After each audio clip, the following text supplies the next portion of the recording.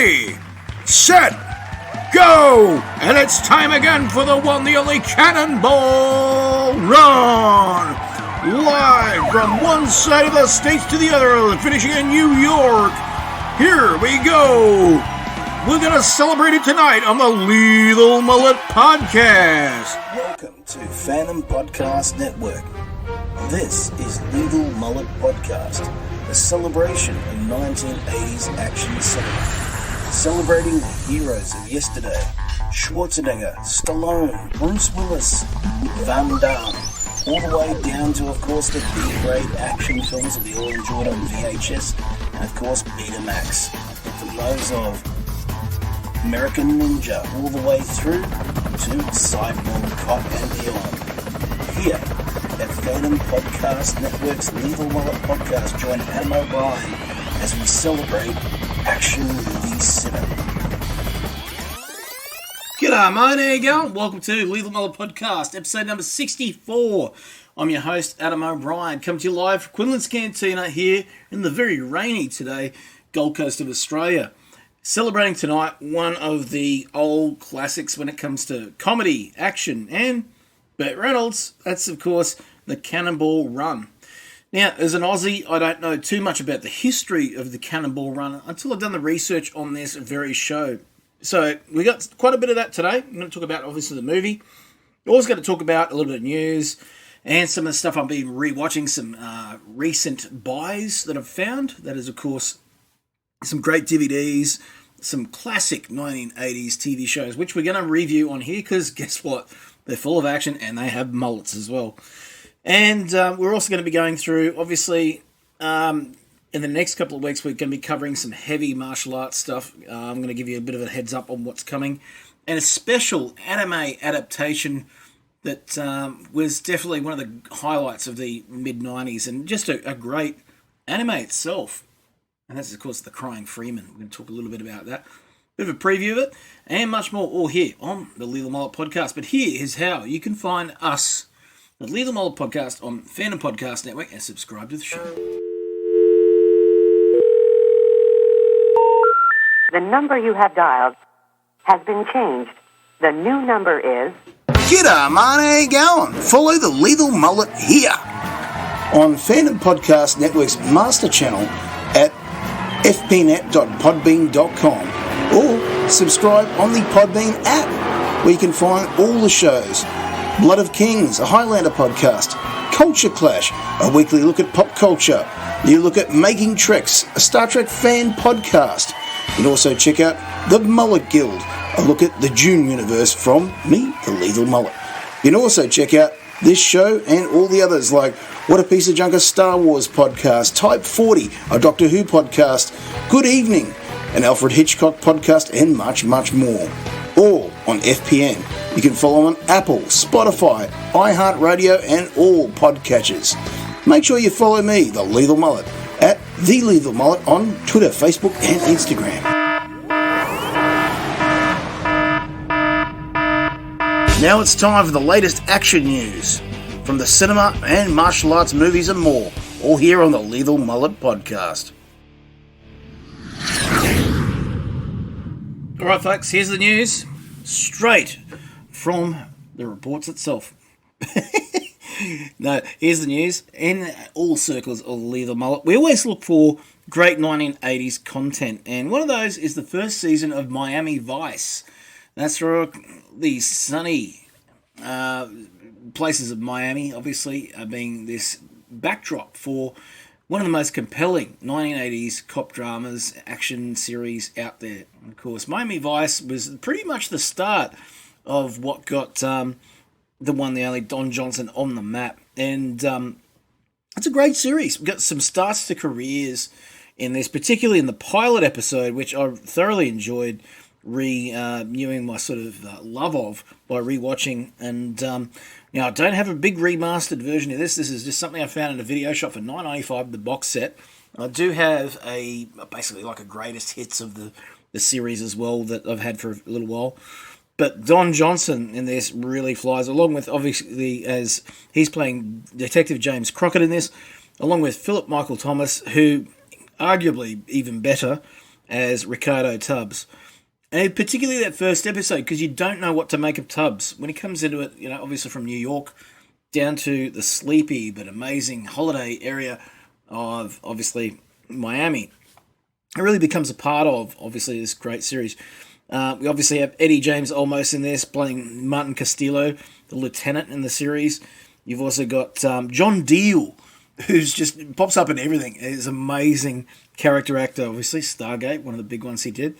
Michael Talbot. You've got also Martin Ferraro. You've got Julio Oscar Machoso. And he plays Lester in this. And he's great. He turns up in so much stuff these days. Planet Terror. The Zorro films he was in. Jurassic Park 3 he was in. Blue Streak, which we're going to cover here very, very soon. Plays a police officer in that, Detective Diaz. Great actor. Always likeable on there too. Obviously, too, some great actors which would come up in further things. Bruce Willis is in the first couple of episodes of Miami Vice as a gun runner. Again, you can see the greatness starting to come through. Some really great foundations of what will become great roles down the line. We've got Ned Eisenberg, which you'll see later, and obviously in another Bruce Willis film, Last Man Standing as well. And we also have, look, the list goes on, folks. Great series, and I am going to cover it very soon on the show. So I do have a love for it. The cars, you name it. I mean, it's really one of those classic shows that's all about style as well, and the music too. Got some great covers, a little bit like Knight Rider. They covered a lot of great music too. Also, we've got picked up Diamond Dogs from back in, I think it was 2008 or 9.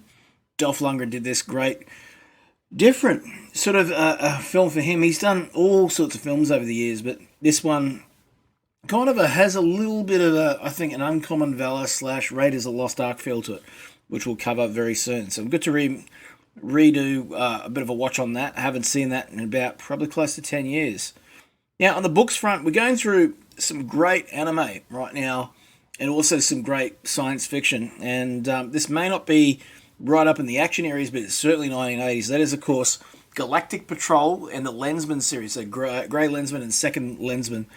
Now, this is, of course, Doc E. Smith, who basically was the frontrunner for a lot of influences when it came to Green Lantern, Babylon 5, Star Wars, definitely Star Wars, and Dune as well. All the stuff that you see in Dune, Star Wars, Green Lantern, all these great series come from their love of Lensman series. But what's great about it, in the 1980s, we got a Japanese anime adaptation of the series, and it was later dubbed by Harmony Gold. And if you're a fan of Robotech in particular, pretty much 3/4 of the voice cast are on that. Greg Snegov's on there, Michael McConaughey. You've also got the actress that played Lisa Hayes is on there as well. Just pretty much most of the voice cast for Macross and Southern Cross are on there too. Stephen Kramer's on there as well. So that's Angelo Dante, of course, Hovertank pilot. So if you like that, you're going to really get a kick out of it. And there's some really interesting animation in this one. It was not easily available. It's mainly on Laserdisc and VHS. Never really got a DVD adaptation or basically a version of it. So you have to really look out for it. There is quite a bit of material of it on YouTube and some great advertising of the merchandise. So out of that series, it was a series plus the movie. The movie's probably better than the series, actually. Really, really good. The look of the ships in particular is very Star Wars. These basically are space cops, if you like. The lens is a special disc that's basically grown into their hand. It gives them a lot of the powers that you see in the Jedi have, and some of the lantern stuff, imagination, how they're able to conjure things, a little bit of magic involved in some ways, is really an interesting sort of front runner to what we'll see later on through the people that were influenced with. And Frank Herbert as well, due to obviously the Bene Gesserit in this, is a huge part of the Lensman, where it is about breeding programs, breeding certain special abilities and getting those through to the heroes like Kimball Kennison in this, or Kim Kennison. So really interesting. We'll cover the actual Lensman adaptation a little bit later on this. show, and definitely go into why it's such a, I think, a crucial, probably not a great adaptation of the novels, which I'm reading right now. I haven't read them in years. There's a nice new edition out, actually, you can get through Amazon and through local book dealers, which is basically a sci-fi masterpiece novel series. So you can go and check that out. Now, news for the show itself. Covering after this episode, coming out in episode number 65, is The Crying Freeman. This is the second of our Mark Dacascos specials, and this is the one where he met his wife on this one too, so I'm sure it's very special to Mark. And obviously the previous episode we did is, of course, Only the Strong, going through obviously the amazing artistry of the martial art and way of life of capoeira. It's great to see that I tagged Mark in the actual post I put out to celebrate the upcoming show, and he's already liked it. So I'm hoping you do check it out, Mark, and that you enjoy it, because again, we're influenced by what you gave us, this amazing film, and it's one that's influenced a lot of people to get fit, for starters, which is a great thing, but also to celebrate this amazing piece of Brazilian and African culture. And it really is not just music, it's not just exercise, it's not just martial arts and self-defense, it's everything. It's a way of life, it's a way of family, and I think that's very, very important. So we're going to be covering this Crying Freeman, which is from an amazing series of manga and also anime, which I had on VHS for years. The actual VHS anime adaptation of the manga was brilliant. So if you haven't seen that, you need to see it, definitely. But the adaptation was done by Christoph Gans, and obviously Christoph became very good friends with Mark, and later did The Brotherhood of the Wolf, which we will be doing on this show. In French, it's better known as Le Pack de Loup, and is, of course, about the Beast of Gévaudan. And that was a myth for years, obviously, what this was really about. But when it comes down to it, it is actually the myth that started the story of the werewolf. So it has a very interesting history, so we'll be going through that. In amongst those episodes, we are going to do a special on Shokasugi.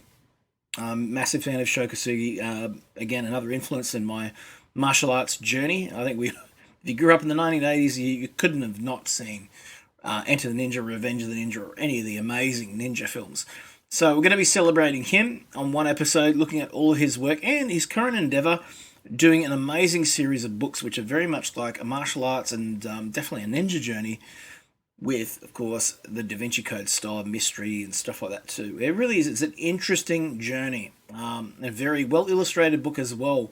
It's not just your regular pulp novel. This is one that's got a little bit more to it. It certainly has a lot of mythology in there too, which I really can't wait to get into. So, without further ado, folks, we're going to get into the Cannonball Run. We're going to talk about a little bit of the history of the movie, and we're going to tell you about, guess what? The actual Cannonball Run itself is real. Alrighty, mate. Time to go down to the pub for a pint, chat, action movies and more. Here on the Lethal Mullet podcast. Alright, Cannonball Run is a 1981 action comedy film. And it was directed by the director of Smokey and the Bandit and, of course, Megaforce. So I know Kevin and Kyle are going to love this one, because it really is a cousin, a distant cousin to that. And, of course, produced by Hong Kong's Golden Harvest Films. So this is obviously the next in the production line after Megaforce. And this is the successful one, because unfortunately Megaforce didn't quite make the hit. It features an absolutely stunning cast. Obviously has Burt Reynolds, Roger Moore, Dom DeLuise, Farrah Fawcett, and Jackie Chan, and a host of others. We're going to get right into it. Yes, even Klinger from MASH. And this is basically based on the 1979 cross-country outlaw road race, beginning in Connecticut and ending in California. So I think actually that starts all over the place, really, from what I gather. Again, I'm not from the US, so I don't know all the states and where things are. So it'll be a learning experience tonight for me too, folks. It is one of the biggest and most successful films at the box office for, of course, the one, the only 1981. Good year. Obviously, it had a sequel, Cannonball Run 2, and another called Speed Zone in 89. And the 1984 sequel, the final appearance of Dean Martin as an actor too. Again, this is the basis of some video games, one of those being Need for Speed, the run. And again, I'm pretty sure you're going to find a lot of films were heavily influenced by this. This is one of those films where you just basically have an amazing array of cast, great cars, some really interesting characters, and there's not a lot of plot. It's literally little plot here and there of each getting to each point, having little run-in with each other as they go through, and some interesting little bits of comedy on the way. Directed by, obviously, Hal Needham, experienced stuntman, very good friend, of course, of Burt Reynolds, stunt double as well, all that sort of thing. Produced by Albert S. Ruddy and written by Brock Yates, which we're going to get into right now. So who is Brock Yates? Well, get this, folks. This is who he is.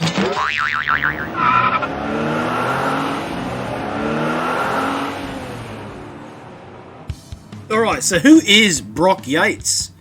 Born in October 21, 1933. He was an American TV journalist, screenwriter, and author. He was also the executive editor of Car and Driver, which is basically a massive American automotive magazine. He's also a pit reporter for the CBS NASCAR coverage through, obviously, the 80s and stuff like that too, including the Daytona 500. So he's a huge automotive genius, this guy was at the time too. Obviously, very much into the sport itself, and somebody who would come to known as the father of one of the greatest cross-country races out there. He is also the one that really is the inspiration for what would become the Cannonball Run. He was inspired himself by Erwin G. Cannonball Baker, who had basically set a number of records coast to coast, and he initiated the Cannonball Baker Sea to Shining Sea Memorial Trophy Dash. It was a cross-country road race, a protest itself against the loss of freedom in America and speed limits everywhere. I think we can all attest to speed limits across the road, although it's probably a good reason to have speed limits, particularly in Australia. And roads are different everywhere. But this is the reason he was doing it. The first run itself was basically completed as a recon by Brock, and he was going coast to coast in a full-size Dodge van. So I'd say the size is a little bit bigger than a Tarago. The Dodge van itself, obviously, is the size of an ambulance or a paramedics van, if you like. And of course, it would be the inspiration which would start this whole huge race itself too.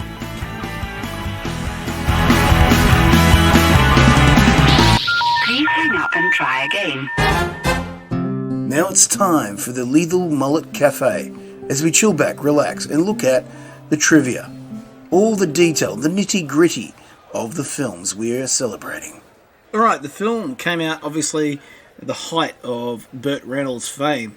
Starring alongside him is Roger Moore, at the height of his, well, maybe the latter half of his height as James Bond in Celebrity. Farrah Fawcett, Dom DeLuise, Dean Martin, Sammy Davis Jr. from the Brat Pack. We've also got Adrienne Barbeau, at the time, Mrs. John Carpenter. Really good in this, actually. Tara Buckman, Jamie Farr, that's of course Corporal Klinger from MASH, Terry Bradshaw, Mel Tillis, Jackie Chan, and Michael Hui. Of course, this was one of two films from Golden Harvest that Jackie was doing at the time to try and break it into the American market. And he's quite good at this. And there's a really, really good action scene, which we'll talk about a little bit later. Again, didn't quite hit the mark and didn't quite, with the other actors that is, really get him noticed, I think, when it came to celebrity in the States. And they didn't quite get the Jackie Chan humour the way that other countries had already. So, again, it was a little bit too early for him. At the same time, he was doing films like The Big Brawl as well. And obviously some Battle Creek Brawl, it's called in some countries as well. Music by Al Capps, cinematography by Michael Butler, and edited by Don Camburn and William D. Gordine. Production company, obviously Golden Harvest, but this was distributed through 20th Century Fox, so a pretty big company to put it through in the States. Came out June 19, 1981, and has a running time of only 95 minutes. It actually feels like a 2-hour movie when you watch it, but it goes at quite a brisk pace. Obviously, the budget on this one, you're not going to believe, was only about $16 million to $18 million approximately. But the box office was 10 times that amount. If it was at $16 million budget, the US box office alone was $160 million. So you can see just how successful this movie was.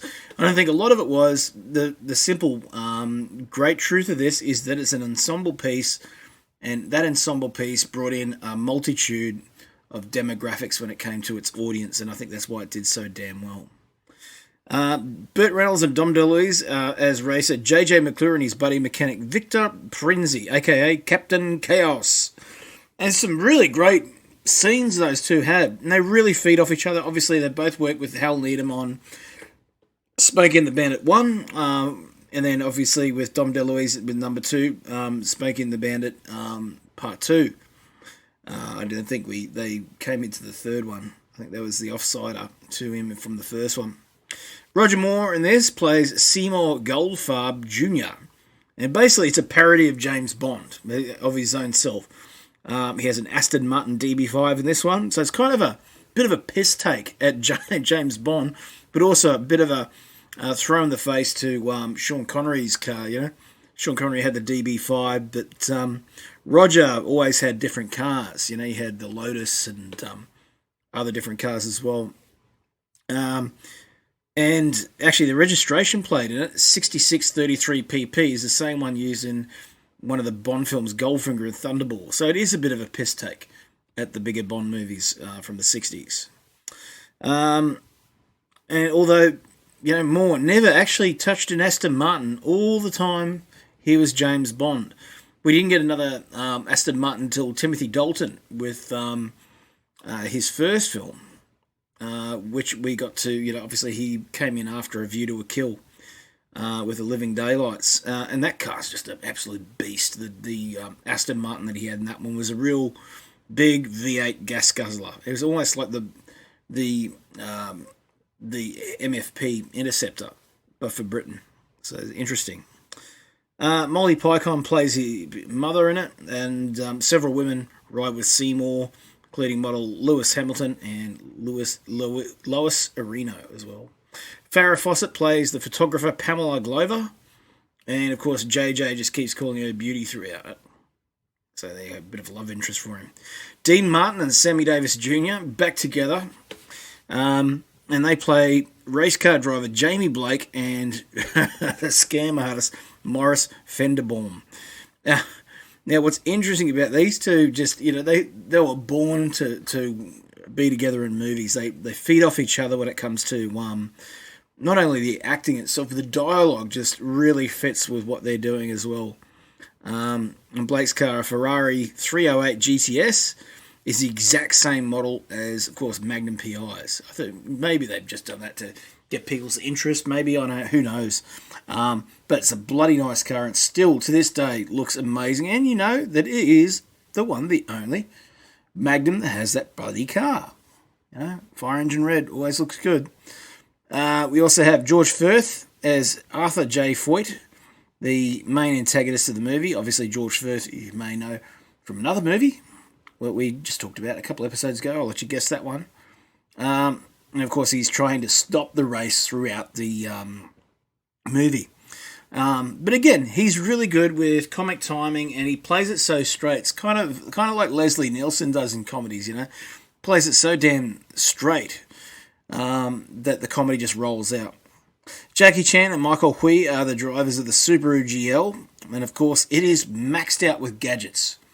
This is a car that, you know, just seems to be amazing all the way through. Obviously, it's Japan's entry into the race. But an interesting bit of trivia here is that the credits completely get it right. Completely get it wrong. There you go. I almost got it wrong myself. Saying that they credit the two as Mitsubishi drivers when it's actually a Subaru GL. If you remember the Subarus from the 1980s, you know the shape straight away. It's got that specific shape and cut to it, so you know it's not a Mitsubishi. Even though years later, on a couple of other films, obviously Jackie had, I think, done deals to advertise for Mitsubishi. He put them in, can't remember what movie it was. It wasn't Project A, but one of those ones at the time. Jamie Farr plays Sheikh Abdul Ben Falafel, a wealthy Arabian in this, and he's basically, he's plays it again so straight, just like Klinger. When he's playing those roles, the comedy just comes naturally. Bianca Jagger makes a cameo as his sister, and he's got a Rolls-Royce Silver Shadow. And he's only, the car itself is just such a beautiful car, even at the time. It's a classic car. And he's the only character that's in all three of the Cannonball films. We got Mel Tillis and Terry Bradshaw as Mel and Terry. And of course, they're in the NASCAR Chevrolet Malibu Grand National.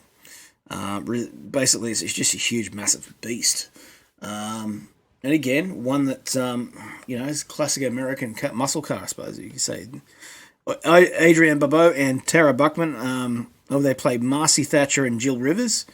And of course, they've got that amazing spandex outfits, and they are in the Lamborghini Countach. And of course, that you see the car at the start of the show. We see it pursued by the patrol car, and it's just an amazing, thing to see on screen. It's just a fast, beastie car, and you've got two beautiful women driving that car.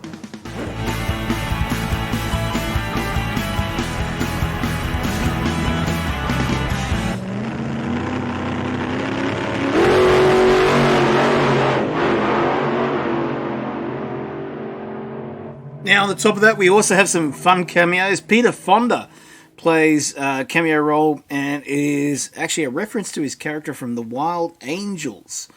And obviously, the motorcycle gang is part of that in the chase. And it's an excuse, obviously, for some amazing artistry. When it comes to Jackie Chan, and of course, we see his acrobatic and comedic martial arts skills to the max there.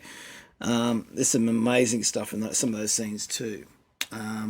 You also have Hal Needham appearing in uncredited as the ambulance EMT in it as well too. The veteran Daytona 500 commentator Ken Squire is also in it as the California Highway Patrolman. June Foray, a veteran voice actor, also dubbed the dialogue of several of the women who scored the gold farb in the race, and uncredited performance as well. So, star-studded, folks. When it comes to the cast, it's amazing. And let's get into the plot. So, it's a very, very simple plot, folks. If you don't know it by now, after what we've talked about, obviously it's pretty straight up. The race teams gather in Connecticut and start the cross-country car race. They've got to start one at a time as they sign in for the race itself. And basically the teams have to drive up to the starter standards, punch that card in, and off they go. Now, there's a bunch of different teams. We'll go through some of those. Obviously, JJ McClure, who's Burt Reynolds, and Victor Prinzi, DeLuise, have the souped-up Dodge Tradesman ambulance. Obviously, this is the one that Brock Yates and Hal Needham used for the actual race in 1979. You've also got Scotch swilling Jamie Blake, Dean Martin, and obviously Morris Vanderboom, Sammy Davis Jr., dressed as Catholic priests in the Magnum car, taking off as well.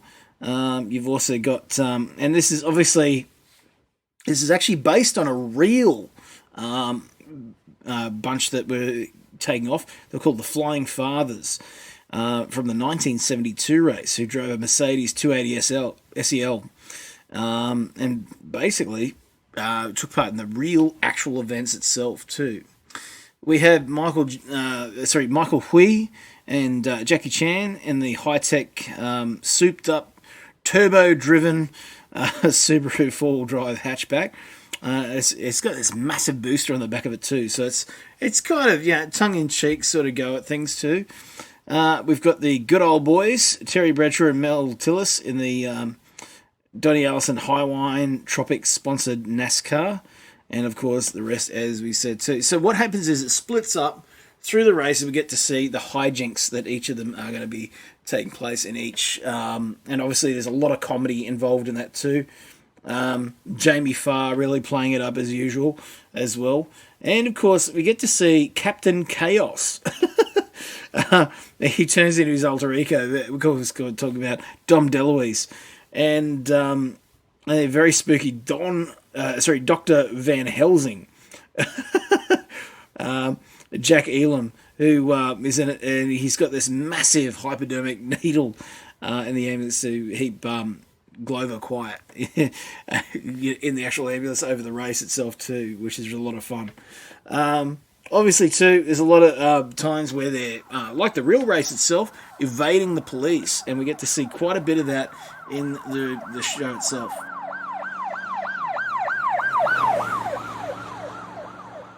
One of the great things about this, we get to see Seymour Goldfarb, that's Roger Moore, and he's evading the police using James Bond-style gadgets. And of course, it's all, again, a piss take of what you've seen in mainly the Connery films. I often wonder whether getting into this one was his way of having a bit of a stab at his best mate, Sean Connery, as well. But the primary antagonists and rivalries between, obviously, the Ferrari and the ambulance. So obviously the two fathers, and of course Dom DeLuise, and of course Burt Reynolds as well too. And it really is a play up of those two. And they stir each other up, try to obviously prank each other, and also try and hinder each other's performance in the race itself too. Again, it comes together with one very big slapstick ending, and it gets a solid 4.5 out of 5 on the Hell and Back scale. Yep, folks, this is actually one of my favourites from back in the early 1980s. Hell Needham classic. It might even be better than Megaforce. Did I say that? Oh my God. Kevin and Kyle are going to kill us for this one, but I will say it. It's better than Megaforce. Made more money than Megaforce.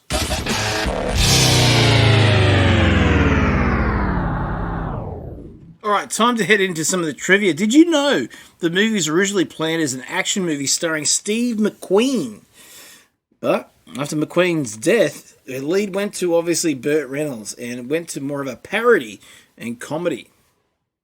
Jackie Chan made one of his first US movie appearances here, inspired by Hal Needham's notion of including obviously bloopers, comedic stuff in the closing credits. Chan began a tradition in every movie plus this one, of course, of adding bloopers towards the end of it too.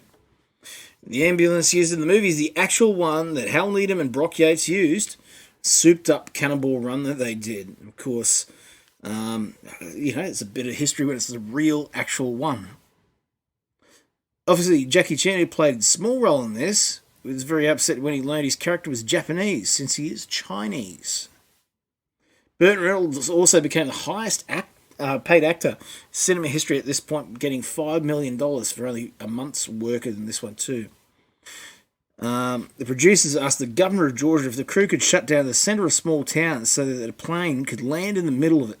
The police blocked off the section. The plane was able to land, and a barrier can be seen in the background where you can actually see all the traffic blocked off altogether. To get actual material for this film, Brock Yates ran the final Cannonball Run in '79. Obviously, it cost him his editorial position on Car and Driver magazine, but now has been reinstated. The bulk of the stars in the movie only worked for 2 or 3 days. Again, this is one of the great things about ensemble work. You can actually get actors to come in and do things in between their other commitments and really get it started, get it going. The short sequence in the beginning of the movie has 2 animated cars wrecking the 20th Century Fox logo, which is created by Hal Needham. Amazing. Obviously, too, some of the funny stuff we get, the first highway patrol officer that pulls over Adrian Barbeau and Tara Buckman was Burt Reynolds' actual stand-in. And you can actually see the resemblance between the two as well. Don Rickles was originally cast as Fandom before the part went to Sammy Davis Jr. And the film only took 36 days to film. Amazing. Now, the film itself also has some sequels, which we are going to be covering in later months. Actually, because I'm actually waiting on them to arrive. Cannonball Run 2, which came out in 1984. And, of course, Cannonball Fever. Looking at some of the cast of his second one, we have J.J. McClure and Victor Prinzen coming back. That's, of course, Burt Reynolds and Dom DeLuise. Dean Martin returned and Sammy Davis Jr. as well. Jamie Farr came back as he was in each one of them. Mary Lou Henner was in it. Telly Savalas, Shirley MacLaine, Susan Anton, Catherine Bark, Foster Brooks, and Jackie Chan came back as well. Tony Danza was in it with Tim Conway as well. And, of course, the amazing Richard Kiel was in this one too. And, of course, Speed Zone, better known as Cannonball Fever, out here in Australia. In 1989 it came out. And it had Peter Boyle, Donna Dixon, John Candy, Matt Frewer, and, of course, Joe Flaherty, Tim Matheson, Melody Anderson from, of course, the one, the only, Flash Gordon. It also had Tom Smothers, Don Lake, John Schneider, and Jamie Farback, Lee Van Cleef, Harvey Ackett, and Eugene Levy. That one I think I've only ever seen once, but we will cover it here as well too. But what are your thoughts on the Cannonball Run? Is it something amazing? If you haven't seen some of the documentaries on YouTube, you should. There's some great stuff on about how the race has been run, and obviously since the 70s they've had different incarnations of that still. I'm just so amazed as an Australian myself, seeing this little slice of United States history, automotive history, but I tell you what, it's very interesting nonetheless. So I hope you've enjoyed our little dive into the Cannonball Run, and stay with us for the next couple episodes as we will get back to it probably in late September with Cannonball Run 2. Thank you for listening. We hope you're enjoying this podcast. We like to continue to feed your ears by inviting you to listen to the Fandom Podcast Network and all of the other awesome shows we have to offer. It starts with our flagship show, Culture Clash, our weekly pop culture news podcast. Blood Kings, our Highlander podcast. Couch Potato Theater, our podcast celebrating our favorite movies. Time Warp, the Fandom Flashback podcast discussing a year in movies and our favorite pop culture topics. End Zone, the NFL podcast. Good Evening, an Alfred Hitchcock podcast. Union Federation, our Star Trek and Orville podcast. Hair Metal, the 80s and early 90s rock metal podcast. Type 40, our Doctor Who podcast. Lethal Mullet, a 1980s and 90s action film podcast. What a Piece of Junk, a Star Wars podcast. And our newest show, Making Treks, a new Star Trek podcast with a deep dive into the final frontier with host Mark Newbold and Adam P. O'Brien. You can enjoy all of these great Fandom Podcast Network shows on our master feed at fpnet.podbean.com. Fandom Podcast Network is also on Apple Podcast, iTunes, Stitcher, Google Play, Spotify, and iHeartRadio. You can also find us on Facebook under Fandom Podcast Network. You can also email us at fandompodcastnetwork@gmail.com. You can also find us on Instagram and Twitter under Fandom Podcast Network. Thank you for listening, and remember, respect others and enjoy your fandom.